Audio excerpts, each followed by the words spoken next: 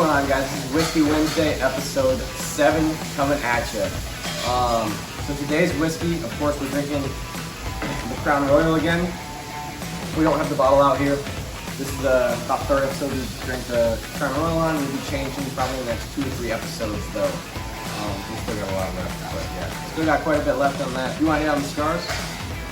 So today we are smoking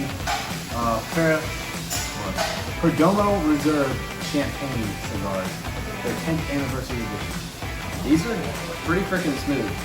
These are one of the smoothest we've got. They're a lighter cigar, not the dark kind.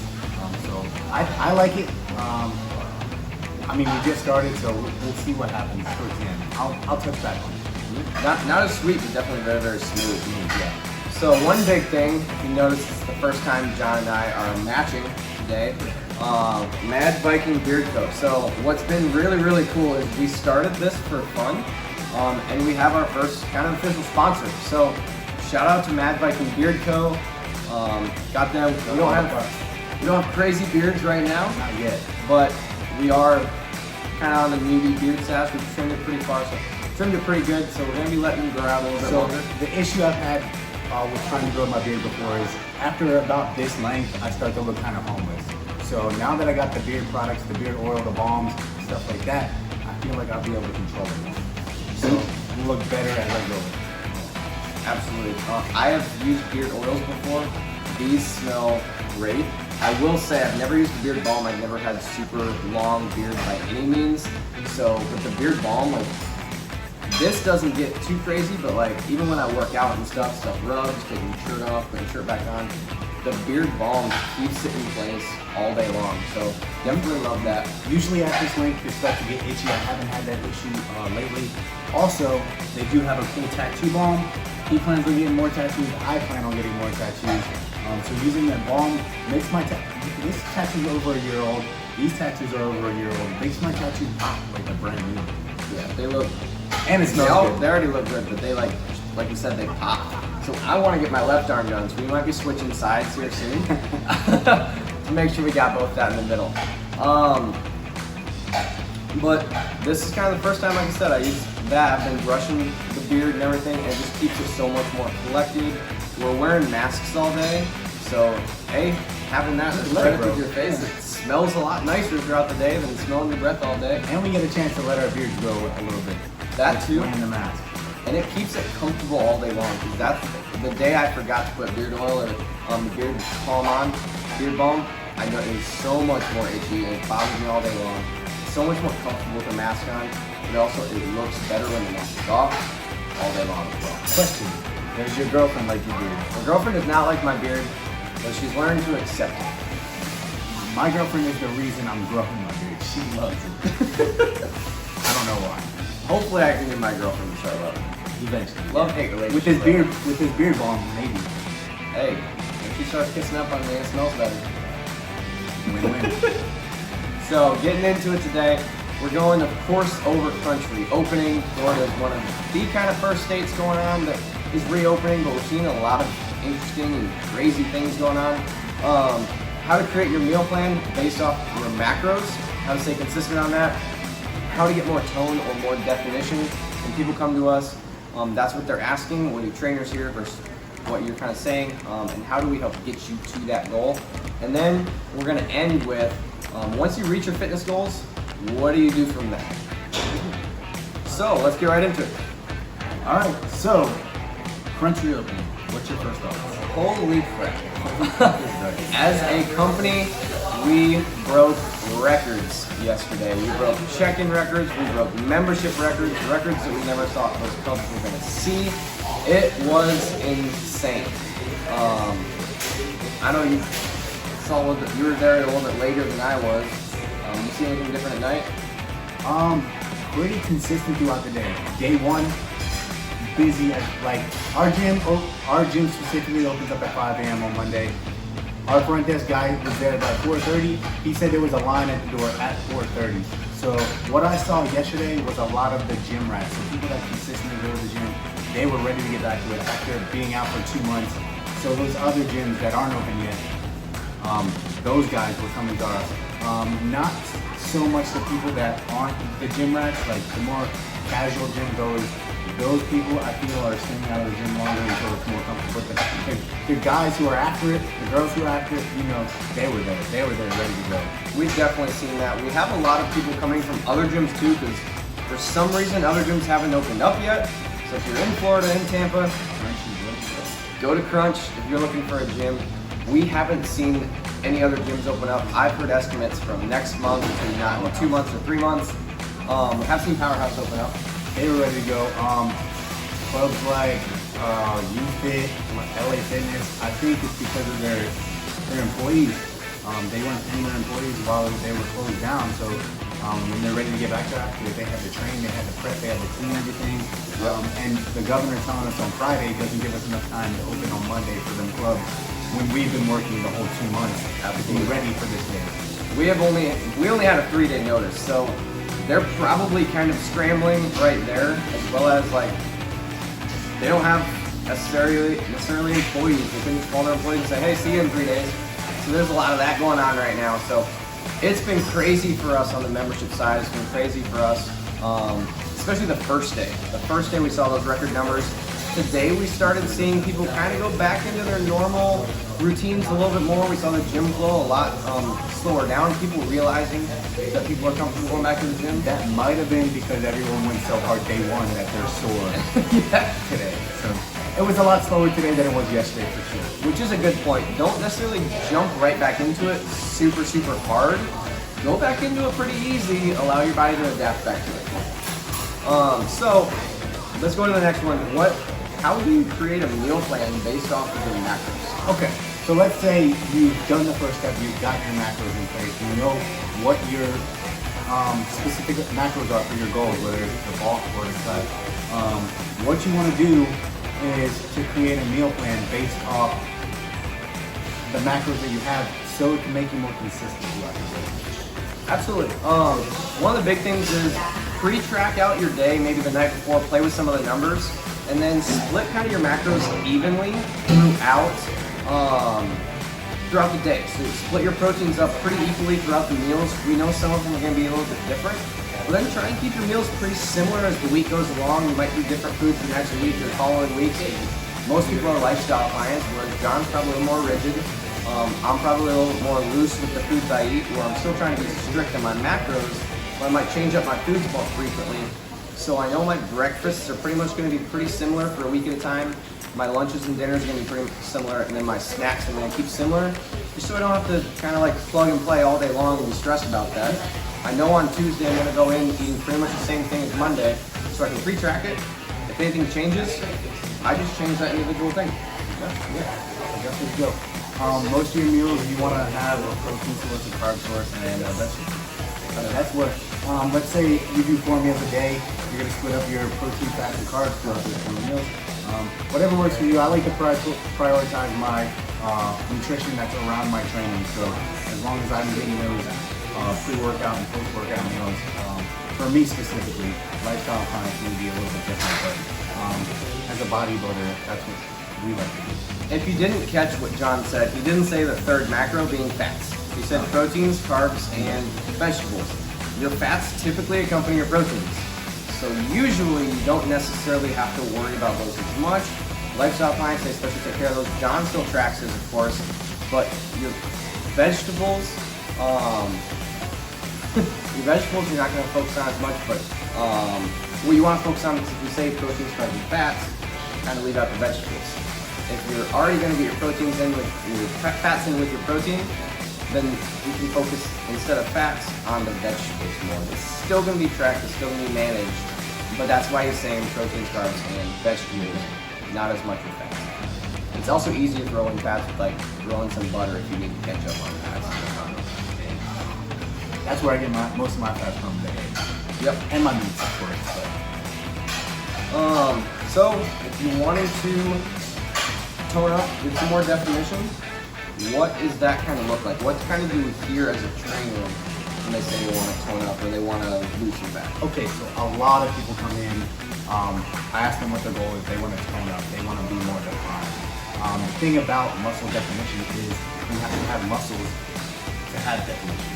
Absolutely. So if you just coming in with no muscle at all, you just want to cut down.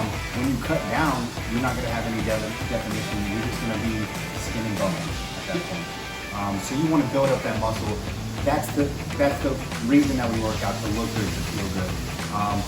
In order to look good, you want to have muscle size, which gives it the shape, which gives it the definition after you cut down. So I personally recommend building muscle size, which is going to increase your metabolism, make it easier to cut down, but it also gives you that shape and everything. Absolutely. What we see a lot of times when people come to us is they've been cutting without knowing it. They've been cutting back on their food, watching their calories, so they've been trying to lose weight. So we need to build their metabolism back up, put some muscle mass on them. That's going to help you burn more calories throughout the day to begin with. And then we cut back down so we have that muscle mass to have that good physique, have that bigger chest, have bigger legs, bigger glutes. Will that make us bulky though? Not going to make you bulky. Bulky comes down to very, very stringent nutrition, very, very specific nutrition. You can train the exact same way as John and I do. John and I work out together, and we don't look the exact same. That comes down to nutrition. He's fueling his body with a lot more food when he's bulking, whereas I haven't fueled my body with as much food, so I haven't gone into the size that he's seeing necessarily stepping on stage, regardless of his goals of being on stage and me not.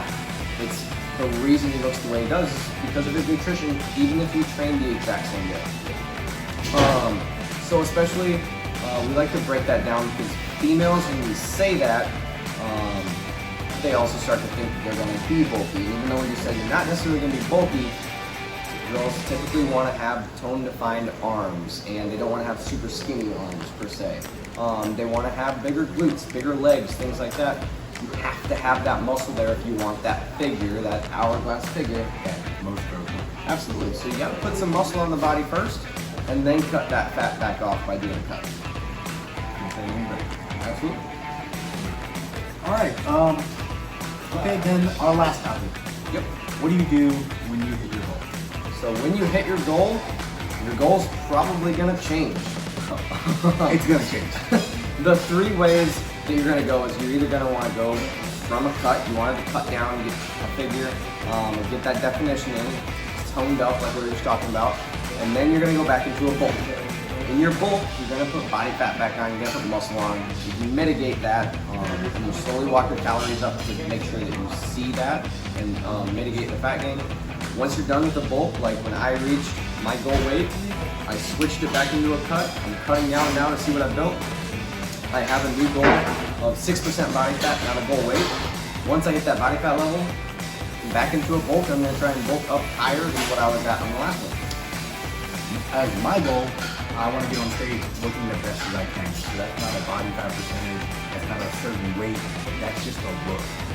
So that's based on how my coach and I feel like I would do the best on stage. Like we want to have the most amount of muscular fullness as conditioning as well. But we also want the symmetry. We also want the full, well, I just talked about conditioning. The most important thing on stage is conditioning. So that comes with body fat percentage. But everyone's going to look different at different body fat percentage. They hold their fat differently. Me as a men's physique competitor, if I hold my fat in my legs more, that's better for me because my legs don't show on stage. But once I get on stage, what do I do after that? Oh, reassess. Like, do I want to keep competing for the rest of the year, or do I want to head back into a growth season? After that, you should, if you're in a strict diet, reverse diet. Reverse diet is building your maintenance back up. So that's going to help for your next cut. You want to build your maintenance back up, so then when you're going for your next cut, you don't have to go as low to lose that body fat you haven't built before. Yeah. Like John's going for a look. A lot of lifestyle clients are going for a look too.